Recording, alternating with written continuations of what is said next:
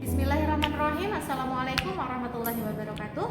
Alhamdulillah, pada kesempatan kali ini kita dapat bertemu kembali dalam praktikum dasar biokimia gizi. Pada praktikum kali ini kita akan menganalisis kadar hematokrit. Hematokrit adalah volume eritrosit dalam 100 ml atau 1 desiliter darah dan dinyatakan dalam persen. Pemeriksaan hematokrit digunakan untuk mengukur konsentrasi eritrosit dalam darah, serta dapat membantu mendiagnosis penyakit demam berdarah, anemia, dan diare berat. Nilai hematokrit dapat ditentukan dengan menggunakan metode manual dan metode otomatis. Untuk metode manual disebut juga dengan mikrohematokrit. Sedangkan metode otomatis menggunakan hematologi analyzer. Pemeriksaan hematokrit menggunakan metode manual atau mikrohematokrit, sampel yang diolah berdasarkan prinsip sentrifugal. Alat sentrifuge yang digunakan memiliki kekurangan, yaitu saat dilakukan sentrifugasi yang tidak optimal dapat menyebabkan nilai hematokrit terlalu tinggi. Darah disentrifuge dengan kecepatan tertentu sehingga akan terjadi pemadatan eritrosit dan terpisah dari plasmanya. Tingginya eritrosit diukur dengan menggunakan skala hematokrit dan dinyatakan dalam persen terhadap seluruh volume darah. Pemeriksaan hematokrit metode mikrohematokrit memiliki beberapa kelebihan, yaitu teknik pemeriksaan yang lebih sederhana, waktu pemeriksaan lebih cepat, dan sampel yang digunakan sedikit. Adapun kekurangannya juga, yaitu penutup ujung tabung kapiler yang tidak rapat bisa menyebabkan kebocoran tabung kapiler saat disentrifuge, sehingga bisa menyebabkan nilai hematokrit menurun. Pemeriksaan hematokrit secara otomatis atau menggunakan hematology analyzer dapat dilakukan dengan alat Sysmex AXT dengan prinsip menggunakan flow cytometry. Pada pemeriksaan hematokrit menggunakan Sysmex AXT, nilai hematokrit dihitung dari jumlah eritrosit atau RBC dan volume sel rata-rata eritrosit atau disebut juga dengan MCV. Kelebihan dari hasil pemeriksaan hematokrit dengan metode otomatis adalah hasil pemeriksaan akan dibaca secara otomatis pada alat dan hasil pemeriksaan dapat langsung diketahui secara cepat dan tepat, serta mempunyai derajat ketepatan yang lebih tinggi. Adapun kekurangannya, yaitu pemeriksaan hematokrit metode otomatis adalah sampel tidak homogen akan menyebabkan kesalahan pembacaan nilai hematokrit. Akan tetapi, pada kali ini kita akan melaksanakan praktikum dasar biokimia gizi pemeriksaan hematokrit menggunakan metode mikrohematokrit saja, karena di laboratorium kita belum ada alat hematology analyzer, sehingga kita tetap akan menggunakan metode manual mikrohematokrit. Nah, pada analisis kadar hematokrit atau praktikum kadar hematokrit, kita menggunakan beberapa peralatan dan juga sampel. Yang pertama, kita menggunakan Vitrex atau Vaseline atau dempul seperti ini. Kemudian yang kedua, kita gunakan skala hematokrit. Kemudian kita yang ketiga menggunakan alat tabung mikrokapiler seperti ini. Kita bisa mengambilnya dengan cara menekan, mendorong ya, kemudian kita ambil dari wadahnya. Nah, berikut ini adalah tabung mikrokapiler atau tabung hematokrit.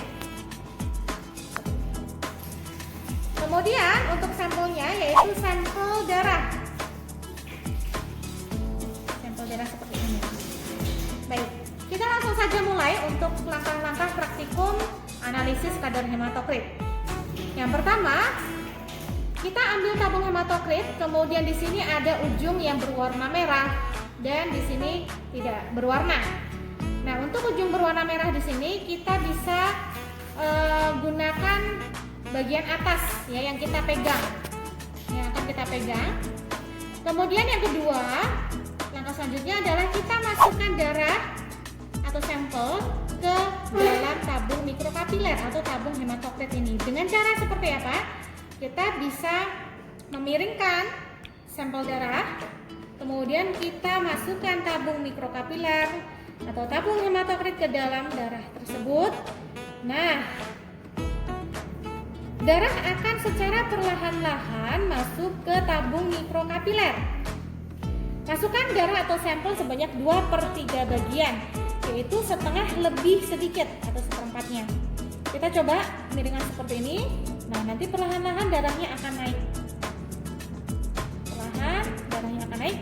Jika sudah tidak bisa naik, kita bisa mengetuk-ngetuk bagian atas seperti ini.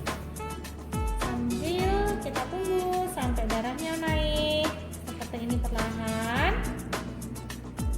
Nah, jika dirasa sudah cukup sampai 2/3 bagian seperti ini, kita ketuk-ketuk. Seperti ini, sebenarnya agak kurang ya, kita tambahkan lagi sedikit. Ini sedikit. Kita ketuk-ketuk lagi. Kita ketuk-ketuk lagi. Nah, sudah. Kemudian langkah selanjutnya adalah kita bersihkan dulu ujung dan juga bagian dari tabung mikrokapiler atau tabung hematokritnya dengan menggunakan tisu. Kita bersihkan dulu dengan menggunakan tisu. Seperti ini. Kita lap. Ini. Oh iya, jangan lupa ketika kita sudah mengambil darah atau sampelnya, kita tutup ujung dari tabung mikrokapiler ataupun juga tabung hematokrit supaya darahnya tidak keluar kembali. Ya, kita tutup menggunakan jempol ataupun jari tangan kita. Setelah itu, langkah selanjutnya adalah kita tutup ujung dari tabung mikrokapiler atau ujung tabung hematokrit dengan menggunakan Vitrex atau Vaseline ataupun juga dempul. Caranya adalah kita masukkan perlahan seperti ini. Kita dorong perlahan seperti ini. Kemudian kita tekan perlahan. Kemudian kita putar perlahan sambil didorong. Sambil didorong seperti ini. Nah, fungsi dari Vitrex ini adalah untuk menutup bagian dari ujung tabung mikrokapiler atau tabung hematokrit. Nah, kita pindah lagi ke bagian lainnya. Kita masukkan, kita tutup, kita masukkan, kita tutup seperti ini sampai tertutup dengan rapi. Nah, kurang lebih sampai 1/4 bagian. Hal ini juga difungsikan yaitu untuk mencegah keluarnya sampel darah ya di tabung reaksi ini, terutama pada saat kita akan melakukan pemisahan antara plasma dan juga endapan pada saat kita menggunakan sentrifuge ya, pada saat kita menggunakan sentrifuge hematokrit. Tahap selanjutnya adalah memasukkan tabung hematokrit yang telah diisi sampel darah dimasukkan ke dalam sentrifuge hematokrit. Cara meletakkan tabung hematokrit harus tepat. Dalam penggunaan sentrifuge, peletakan posisi tabung hematokrit harus seimbang agar alat sentrifuge dapat melakukan proses sentrifugasi secara lancar. Ketika akan menutup tabung hematokrit di dalam sentrifuge hematokrit, penutup harus diletakkan pada posisi yang tepat agar proses sentrifugasi dapat berjalan secara lancar. Kemudian, temukan titik di antara sentrifuge dengan penutup tabung hematokrit. Seperti pada video tersebut, sudah ditemukan antara titik penutup hematokrit dengan sentrifuge hematokrit. Kemudian, silahkan putar bagian tengah dan ditutup alat tersebut. Selanjutnya, tekan tombol on dan mengatur tombol timer dan tombol kecepatan. Waktu untuk proses sentrifugasi yaitu sekitar 3-5 menit, sedangkan untuk kecepatannya bisa diatur hingga 10.000 rpm.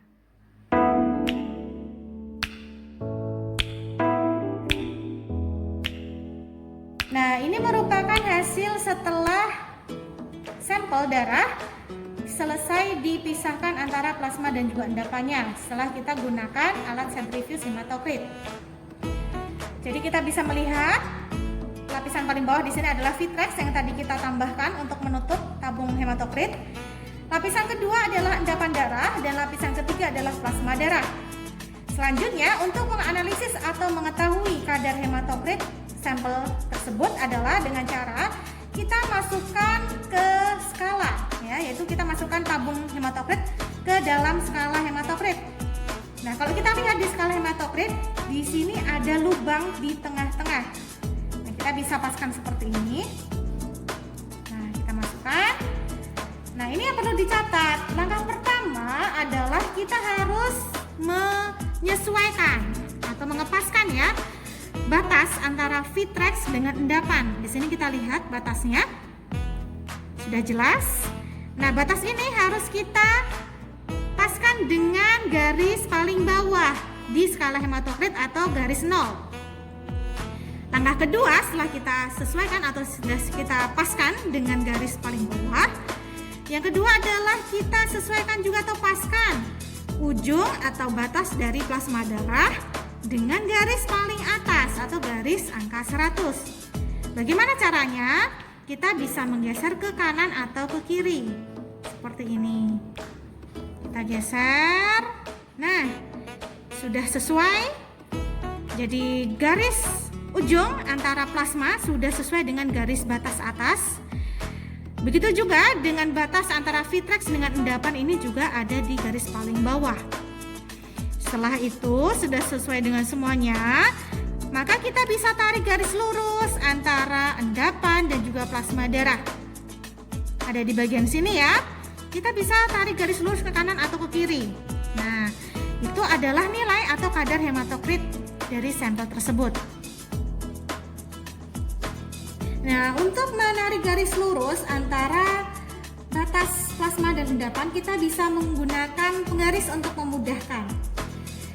Nah, jadi yang pertama, kita paskan dulu dengan garis yang sejajar atau garis yang paling dekat. Nah, coba ya, saya paskan dengan angka 50 seperti ini dengan sampel. Nah, ternyata ini belum pas atau belum sesuai. Maka kita geser lagi ke atas sampai sesuai dengan batasnya. Baik. Nah, setelah selesai, kita bisa tarik garis lurus. Ini ada 3 garis di atas angka 50. Artinya kadar ataupun kadar hematokrit dari sampel ini adalah 53. Berdasarkan nilai normal hematokrit pada anak-anak yaitu 33-38%, pada pria dewasa yaitu 40-48%, pada wanita dewasa yaitu 37-43%. Pada sampel yang kita uji pada hari ini yaitu sampel pada wanita dewasa dengan hasil nilai kadar hematokrit yaitu 53%. Artinya menunjukkan bahwa kadar hematokrit pada wanita tersebut tinggi karena ranknya adalah di atas 43%. Hal ini bisa terjadi karena adanya peningkatan hematokrit akibat adanya dehidrasi, mungkin juga bisa terjadi akibat diare berat, eklamsia, efek pembedahan, luka bakar, dan lain sebagainya. Peningkatan hematokrit hingga 20% atau lebih dianggap sebagai bukti adanya peningkatan permeabilitas pembuluh darah dan kepucuran plasma. Jadi, apabila terjadi peningkatan hematokrit, dapat segera dilakukan pemberian cairan intravena atau infus yang bertujuan untuk mengembalikan volume cairan intravaskular menjadi normal. Sedangkan, pada penurunan hematokrit bisa terjadi pada pasien yang mengalami kehilangan darah akut, anemia, leukemia, gagal ginjal kronis, malnutrisi, kekurangan vitamin B dan C, kehamilan, ulkus peptikum, dan lain sebagainya. Silakan kepada mahasiswa untuk membuka open learning dan mengerjakan tugas berikutnya.